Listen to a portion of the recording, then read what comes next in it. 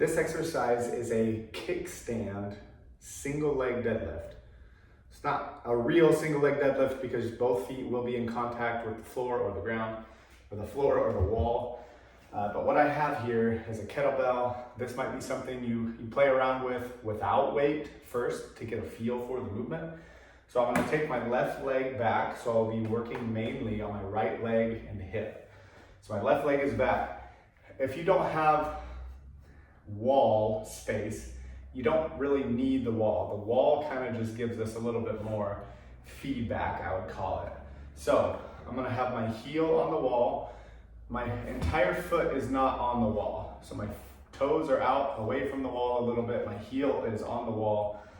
And what I'm going to do is I'm gonna drive back into my right hip. So I'm thinking about driving my butt to the wall behind me. But as I do that, I'm gonna kind of reach down with my left hand out over my right toes.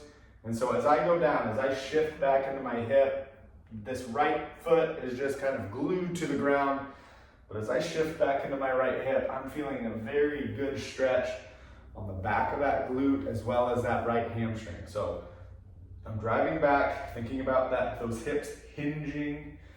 So maybe even slide your hand down your right leg, going back into that right hip.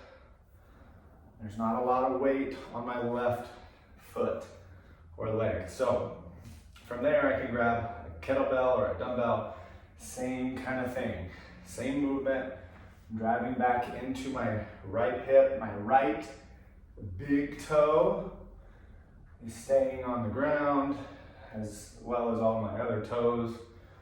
I'm driving back and my butt is actually touching the wall each time. If you're too close to the wall, you can move that right foot forward a little bit, but you would just need to make sure you do both sides.